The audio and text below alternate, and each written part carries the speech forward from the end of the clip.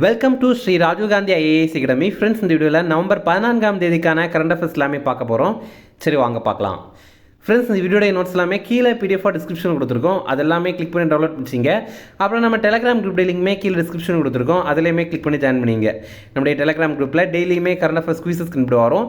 நீங்களுமே ஜாயின் பண்ணி அட்டன் பண்ணிக்கலாம். ஓகே, சரி வாங்க பார்க்கலாம். ஃபஸ்ட்டு, தற்போது எங்கு ஔவையார் மணிமண்டபத்திற்கு அடிக்கல் நாட்டப்பட்டது? இதற்கான ஆன்சர் நாகை. நாகப்பட்டினம் மாவட்டத்தில் ரொம்ப பிரம்மாண்டமாக ஒரு ஔவையார் மணிமண்டபம் அமைய போகுது. அதற்கான அடிக்கல்ல இப்போ நாட்டியிருக்காங்க. நாகை மாவட்டத்தில் வேதாரண்யம் பக்கத்தில் துளசியாப்பட்டினம் அப்படிங்கிற ஒரு கிராமம் இருக்குது. அங்கே தான் இது அமைய போகுது. இதோடைய மதிப்பு பார்த்திங்கன்னா 18.95 கோடி ரூபாய். தமிழக அரசு சார்பில் இதை கட்டுறாங்க. துளசியாப்பட்டினத்தில் ஏற்கனவே ஔவையார் விஸ்வநாதர் கோயில் அப்படிங்கிறது அமைந்திருக்கு. அங்கே மக்கள் வழிபாடு நடத்துகிறாங்க தான். ஓகே, அடுத்தது 2024ஆம் ஆண்டிற்கான சர்வதேச புக்கர் பரிசு எந்த நூலுக்காக வழங்கப்பட்டது? இதற்கான ஆன்சர் ஆர்பிட்டல். எழுத்துலகிலேயே வழங்கப்படுற மிக உயரிய விருது இந்த புக்கர் பரிசு தான். இது யாருக்கெல்லாம் வழங்கியிருக்காங்க அப்படிங்கிறது ஏற்கனவே எக்ஸாமில் கேட்டிருக்காங்க. யாருக்கு வழங்கியிருக்காங்க, எந்த புத்தகம் அதை பெற்றிருக்கு, இந்த மாதிரியெல்லாம் எக்ஸாமில் கேட்டிருக்காங்க. இந்த ஆண்டு பார்த்தீங்க அப்படின்னா ஆர்பிட்டல் அப்படிங்கிற புத்தகத்திற்காக வழங்கியிருக்காங்க. இது விண்வெளி தொடர்பான ஒரு நாவல். விண்வெளி செல்கிற வீரர்கள் குறித்த ஒரு கதை தான். குறித்த கதைகள் எல்லாம் இந்த நூலில் இருக்குது. இந்த நூலை எழுதினவங்க யார் அப்படின்னா சமந்தா ஹார்வே அப்படிங்கிறவங்க தான். இவங்களுடைய பேருமே ரொம்ப முக்கியமானது. ஏன்னா 2024ஆவது ஆண்டு புக்கர் பரிசு வென்றவர் யார் அப்படின்னு கேட்டாங்கன்னா அது சமந்தா ஹார்வே அவர்கள் தான். இதில் பரிசு தொகையாக அவங்களுக்கு எவ்வளோ ரூபா வழங்குறாங்க அப்படின்னா 50,000 யூரோ, அதாவது நம்ம ரூபாய் கணக்கில் பார்க்கும்போது 54.50 லட்சம் ரூபாய் கொடுக்குறாங்க. இந்த நூல் இருக்குல்ல, ஆர்பிட்டல் அப்படிங்கிற நூல், இந்த நாவல் தான் பிரிட்டனில் இந்த ஆண்டு அதிகமாக விற்பனையான நூல். அடுத்தது 2024 உலக பில்லியர்ட்ஸ் சாம்பியன் பட்டம் வென்ற இந்தியர் யார்? இதற்கான ஆன்சர் பங்கஜ் அத்வானி. இப்போ பாருங்கள், ஐபிஎஸ்எஃப் அப்படிங்கிற அமைப்பு தான் உலக அளவில் இந்த பில்லியர்ட்ஸ் போட்டியை கட்டுப்படுத்துகிற அமைப்பு. ஐபிஎஸ்எஃப் அப்படின்னா international billiards and snooker federation அப்படிங்கிறது. இந்த அமைப்பு இப்போ உலக பில்லியர்ட்ஸ் சாம்பியன்ஷிப் போட்டி நடத்துனாங்க. இதில் நம்ம இந்தியாவை சேர்ந்த பங்கஜ் அத்வானி அப்படிங்கிற ஒரு சாம்பியன் பட்டம் வென்றிருக்காரு. இவர் வென்ற 28வது உலக சாம்பியன் பட்டம் இது. இந்த போட்டி கத்தாருடைய தலைநகரான தோஹாவில் தான் நடைபெற்றது. அடுத்தது 76வது தேசிய ட்ராக் சைக்கிளிங் சாம்பியன்ஷிப் போட்டி எங்கு நடைபெற உள்ளது? இதற்கான ஆன்சர் மேலக்கோட்டையூர். இந்த மேலக்கோட்டையூர் அப்படிங்கிறது செங்கல்பட்டு மாவட்டத்தில் தான் இருக்குது. இது நவம்பர் 15ஆம் தேதியிலிருந்து 19ஆம் தேதி வரைக்கும் நடைபெற போகுது. முதல் முறையாக இந்த போட்டி நம்ம தமிழ்நாட்டில் நடைபெறுது. இதில் பார்த்தீங்கன்னா 28 மாநிலங்கள், அப்புறம் 8 யூனியன் பிரதேசங்கள், இந்த மாதிரி நம்ம இந்தியாவில் இருக்கிற எல்லா பகுதியிலிருந்தும் 700 வீரர்கள் பங்கேற்கிறாங்க. 1500 பேர் வரைக்கும் அமர்ந்து இந்த போட்டிகளை பார்க்க முடியும். இதில் என்ன சிறப்பு அப்படின்னா முற்றிலுமே இது இலவசம் தான். அதனால் நீங்களே கூட போய் நேரிலே பார்க்கலாம். ஓகேவா ஃப்ரெண்ட்ஸ், நம்ம ராஜீவ் காந்தி ஐஏஎஸ் அகாடமி மற்றும் கீஸ்டோன் ஐஏஎஸ் அகாடமி இணைந்து யூபிஎஸ்சி ஃபிலிம்ஸ் எக்ஸாம் இருக்குல்ல, யூபிஎஸ்சி சிவில் சர்வீஸ் எக்ஸாமுக்கான ஃபிலிம்ஸ் எக்ஸாம் இருக்குல்ல, அதற்கான டெஸ்ட் சீரிஸ் ஸ்டார்ட் பண்ணியிருக்கோம். இது ஆன்லைன் கிளாஸஸ் இருக்குது, ஆன்லைன் டெஸ்ட் சீரிஸும் இருக்குது. அதே மாதிரி நீங்கள் நேரடியாக எழுதிக்கலாம். நீங்கள் நேரடியாக எழுதணும் அப்படின்னா நம்ம இன்ஸ்டியூட்டுடைய சென்னையில் நம்ம இன்ஸ்டியூட் பார்த்தீங்கன்னா அண்ணா நகரில் இருக்குது, அங்கே எழுதிக்கலாம். இதில் மொத்தமாக 27 டெஸ்ட் இருக்குது.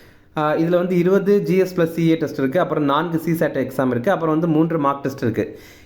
இதில் பார்த்தீங்கன்னா நீங்கள் பாஸ் பண்ணிட்டீங்க அப்படின்னா உங்களுக்கு ஃப்ரீயாகவே மெயின்ஸ் கோச்சிங் வழங்குறோம். ஓகேவா, நீங்கள் prelims exam UPSC civil service எக்ஸாமில் பாஸ் பண்ணிட்டீங்க அப்படின்னா ஃப்ரீயாகவே மெயின்ஸ் கோச்சிங் வழங்குறோம். இந்த டெஸ்ட்டில் எல்லாம் நீங்கள் டாப்பராக வந்தீங்க அப்படின்னா உங்களுக்கு ஐஏஎஸ், ஐபிஎஸ், ஐஆர்எஸ் அதிகாரிகளுடைய ஸ்பெஷலான கைடன்ஸ் வழங்குறோம். ஓகே, அடுத்தது ஊட்டச்சத்தை உறுதி செய் திட்டம் தமிழகத்தில் எப்போது தொடங்கப்பட்டது? இதற்கான ஆன்சர் மே 21, 2022. 2022ஆவது ஆண்டு மே 21ஆம் தேதி ஊட்டச்சத்தை உறுதி செய் அப்படிங்கிற திட்டத்தை தமிழக அரசு தொடங்கியிருந்தாங்க. இதற்கான தொடக்க விழா எங்கே நடந்தது அப்படின்னா நீலகிரி மாவட்டத்தில் தொட்டபெட்டா ஊராட்சி முத்தோரை குழந்தைகள் மையம் அப்படிங்கிற பகுதியில் தான் இது நடைபெற்றது. இது 6 மாதத்திலிருந்து 6 வயதுக்குட்பட்ட குழந்தைகளுக்கான திட்டம். இதில் என்ன பண்ணுவாங்க அப்படின்னா இந்த வயது குழந்தைகளுக்கு ஊட்டச்சத்தெல்லாம் கரெக்டாக இருக்கா அப்படிங்கிறத ஆய்வு பண்ணிவிட்டு அவங்களுக்கு குறைவாக இருக்குது அப்படின்னு தெரிஞ்சிச்சு அப்படின்னா இவங்க ஊட்டச்சத்து உணவுகள், அப்புறம் ஊட்டச்சத்து பெட்டிகள் எல்லாமே வழங்குவாங்க. அதுதான் இந்த ஒரு திட்டம். இப்போது இந்த ஊட்டச்சத்தை உறுதி செய் திட்டத்துடைய 2வது கட்டம் தொடங்க போகிறாங்க நாளைக்கு, அதாவது நவம்பர் 15ஆம் தேதி இதை தொடங்குறாங்க. இது எங்கே தொடங்குறாங்க அப்படின்னா அரியலூர் மாவட்டத்தில் வாரணாசி குழந்தைகள் மையத்தில் தான் தொடங்குறாங்க. அடுத்தது மத்திய நுகர்வோர் பாதுகாப்பு ஆணைய தலைவர் யார்? இதற்கான ஆன்சர் நிதி கரே. இப்போ பார்த்தீங்கன்னா சென்ட்ரல் கன்சூமர் ப்ரொடெக்ஷன் அத்தாரிட்டி அப்படிங்கிற ஒரு அமைப்பு, இதோடைய தலைவராக இப்போ நிதி கரே அப்படிங்கிறவங்க இருக்கிறாங்க. இப்போ இந்த அமைப்பு பயிற்சி மையங்களுக்கு வழிகாட்டு நெறிமுறைகள் வந்து வெளியிட்டிருக்காங்க. இது என்ன அப்படின்னா, இப்போது ஐஏஎஸ் ஐபிஎஸ் எக்ஸாமுக்கு டீச் பண்ணுற இன்ஸ்டியூட்டாக இருந்தாலும் சரி, அதே மாதிரி எஸ்எஸ்சி பேங்கிங் இந்த மாதிரி எக்ஸாமுக்கெல்லாம் டீச் பண்ணுற இன்ஸ்டியூட்லாம் இருக்குல்ல, அவங்க வந்து விளம்பரங்கள் பண்ணும்போது அதில் சில விஷயங்கள் அவங்க நோட் பண்ணணும் அப்படின்ற மாதிரி சொல்கிறாங்க. அது என்னென்ன, எங்கள் இன்ஸ்டியூட்டில் 100% தேர்ச்சி அப்படின்ற மாதிரி பொய்யான விளம்பரங்கள் வெளியிடக்கூடாது அப்படின்னு சொல்லியிருக்காங்க. ஏன்னா சில நேரங்களில் 100%, அதாவது 1000 பேர் படித்தாங்க அப்படின்னா 1000 பேரே எல்லாம் பாஸ் ஆகிருக்க மாட்டாங்க. ஆனால் இவங்க வந்து சும்மா 100% தேர்ச்சி அப்படின்ற மாதிரி சொல்லியிருப்பாங்க. அந்த மாதிரி நீங்கள் போடக்கூடாது அப்படின்னு சொல்லியிருக்காங்க. அப்புறம் பார்த்தீங்கன்னா வெற்றியாளர்களுடைய புகைப்படம் இருக்குல்ல, அதை போடும்போது எழுத்துப்பூர்வமாக அனுமதி இல்லாமல் வெளியிடக்கூடாது அப்படின்னு சொல்லியிருக்காங்க. இப்போ நீங்கள் ஒரு எக்ஸாமில் பாஸ் பண்ணிட்டீங்க, ஆனால் நீங்கள் படித்த இன்ஸ்டியூட்டில் வந்து உங்களுடைய அனுமதி இல்லாமல் ஜஸ்ட் உங்கள் ஃபோட்டோ யூஸ் பண்ணிக்கக்கூடாது அட்வர்டைஸ்மெண்ட்டில்.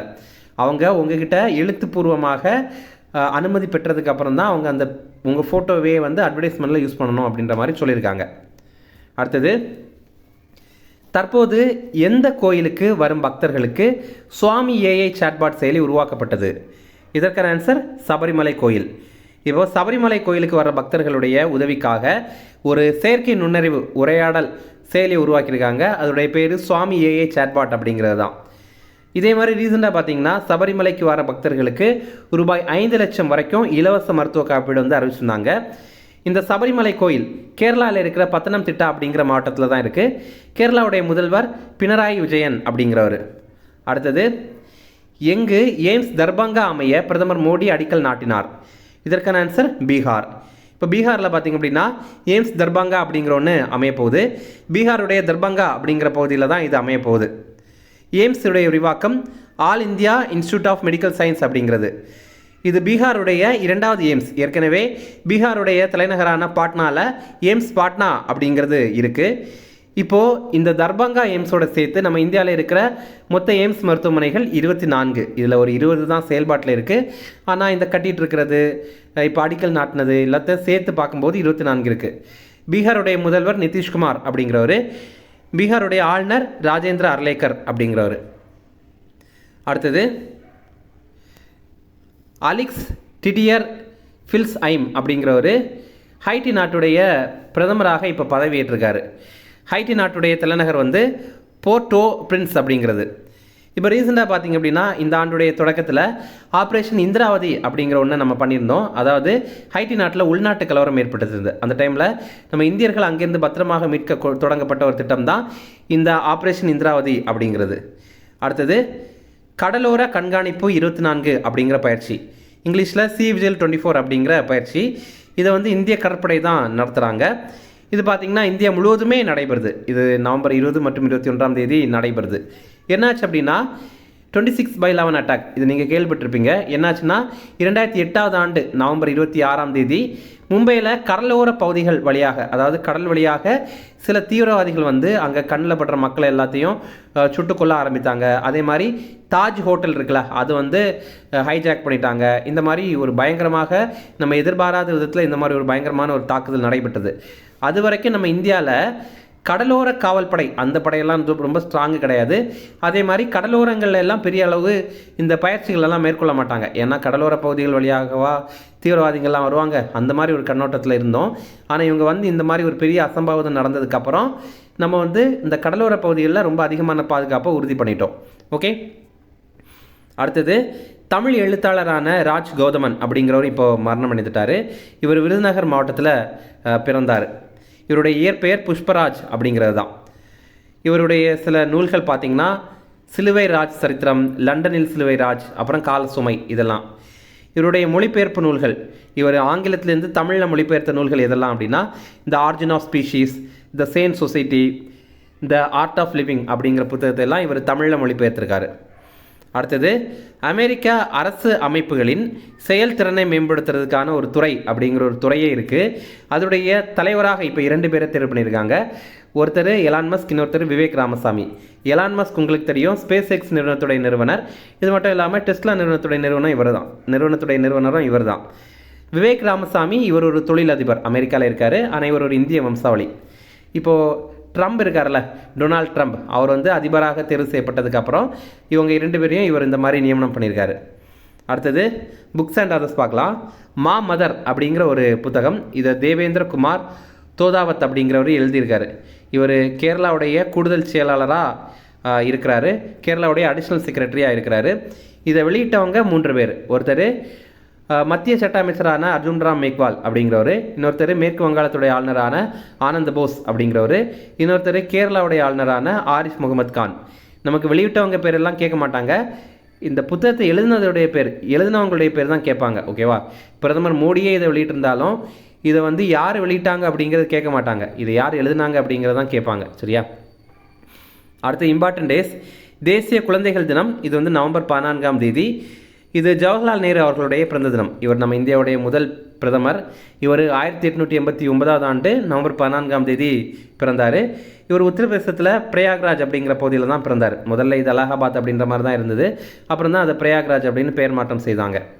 அடுத்தது உலக நீரிழிவு தினம், இது வந்து நவம்பர் 14ஆம் தேதி. வேர்ல்டு டயபெட்டிஸ் டே. நம்ம வந்து சுகர் பேஷண்ட் அப்படின்னு சொல்லுவோம்ல, சுகர் அந்த மாதிரி சொல்கிறது தான் டயபெட்டிஸ், அதை தமிழில் நீரிழிவு அப்படின்னு சொல்கிறாங்க. இந்த ஆண்டுக்கான கருப்பொருள் தடைகளை உடைத்தல், இடைவெளிகளை குறைத்தல் அப்படிங்கிறது தான். பிரேக்கிங் பேரியர்ஸ், பிரிட்ஜிங் கேப்ஸ் அப்படிங்கிறது. இது கனடாவை சேர்ந்த ஃப்ரெட்ரிக் பாண்டிங் அப்படிங்கிற ஒருத்தருடைய பிறந்த தினம். இவர் தான் இன்சுலினை கண்டுபிடித்தார். இவர் 1891 ஆண்டு நவம்பர் 14ஆம் தேதி பிறந்தார். மொத்தமாக இந்த நீரிழிவு நோய் இருக்குல்ல, இதில் 3 விதமானது இருக்குது. ஒன்று டைப் 1 டயபிட்டிஸ், அப்புறம் டைப் 2 டயபிட்டிஸ், அப்புறம் வந்து ஜெஸ்டேஷனல் டயபிட்டிஸ் அப்படிங்கிறது. இதில் டைப் 1 டயபிட்டிஸ் பார்த்திங்கன்னா நம்ம உடல் வந்து இன்சுலினை உருவாக்காது, அது சுத்தமாக உருவாக்கவே செய்யாது, அந்த மாதிரி இருக்கிறது. அப்புறம் டைப் 2 அப்படிங்கிறது உடல் வந்து இன்சுலினுக்கு எதிராக செயல்படும். ஓகேவா? அந்த மாதிரிப்பட்டது. அப்புறம் கெஸ்டேஷனல் டயபிட்டிஸ். கெஸ்டேஷனல் அப்படின்னா கருவுற டைம் அப்படிங்கிறது தான் அர்த்தம். இப்போ கருவுறும் போது சிலருக்கு இந்த மாதிரி டயபிட்டிஸ் வந்து ஏற்படும், அதுக்கப்புறம் குழந்தை பிறந்ததுக்கப்புறம் அது சரியாயிடும். ஓகே, இதில் வந்து டைப் 1 உடல் வந்து சுத்தமாகவே, அதாவது முற்றிலுமே இந்த இன்சுலினை உருவாக்காது அப்படின்னு சொல்லலை, அது வந்து போதுமான அளவு இன்சுலினை உருவாக்காது, அதுதான். ஓகே, இந்த ரிவிஷன் பார்க்கலாம். தற்போது எங்கு ஔவையார் மணிமண்டபத்திற்கு அடிக்கல் நாட்டப்பட்டது? இதற்கான ஆன்சர் நாகை. இப்போ உங்களுக்கான கேள்வி, தமிழ் எழுத்துக்களால் உருவாக்கப்பட்ட திருவள்ளுவர் சிலை இது வந்து எங்கே அமைத்திருக்காங்க அப்படிங்கிறது உங்களுக்கு தெரியும்னா கமெண்ட்ஸில் சொல்லுங்கள். அடுத்தது 2024ஆம் ஆண்டிற்கான சர்வதேச புக்கர் பரிசு எந்த நூலுக்காக வழங்கப்பட்டது? இதற்கான ஆன்சர் ஆர்பிட்டல். அடுத்தது 2024 உலக பில்லியர்ட்ஸ் சாம்பியன் பட்டம் வென்ற இந்தியர் யார்? இதற்கான ஆன்சர் பங்கஜ் அத்வானி. அடுத்தது 76வது தேசிய ட்ராக் சைக்கிளிங் சாம்பியன்ஷிப் போட்டி எங்கு நடைபெற உள்ளது? இதற்கான ஆன்சர் மேலக்கோட்டையூர். அடுத்தது ஊட்டச்சத்தை உறுதி செய் திட்டம் தமிழகத்தில் எப்போது தொடங்கப்பட்டது? இதற்கான ஆன்சர் 2022 மே 21. அடுத்தது மத்திய நுகர்வோர் பாதுகாப்பு ஆணைய தலைவர் யார்? இதற்கான ஆன்சர் நிதி கரே. அடுத்தது தற்போது எந்த கோயிலுக்கு வரும் பக்தர்களுக்கு சுவாமி ஏஐ சாட்பாட் செயலி உருவாக்கப்பட்டது? இதற்கான ஆன்சர் சபரிமலை கோயில். அடுத்தது எங்கு எய்ம்ஸ் தர்பங்கா அமைய பிரதமர் மோடி அடிக்கல் நாட்டினார்? இதற்கான ஆன்சர் பீகார். அவ்வளோதான் ஃப்ரெண்ட்ஸ், இந்த வீடியோ பிடிச்சிருந்தா கண்டிப்பாக லைக் பண்ணுங்கள், நம்மளுடைய சேனலுக்கு சப்ஸ்கிரைப் பண்ணிச்சிங்க, உங்களுடைய நண்பர்களுக்குமே ஷேர் பண்ணுங்கள், கண்டிப்பாக இது அவங்களுக்கும் பயனுள்ளதாக இருக்கும். Okay, thank you. Chennai Shri Rajiv Gandhi IAS அகாடமியில யூபிஎஸ்சி, டிஎன்பிஎஸ்சி குரூப் 1, குரூப் 2 மற்றும் TNPSC civil judge, APP exam உட்பட police sub inspector, field surveyor, land draftsman ஆகிய பணிகளுக்கான சிறப்பு கோச்சிங்ல ஜாயின் பண்ணுங்க. 100% பாஸ் பண்ணுங்க, அரசு அதிகாரி ஆயிடுங்க.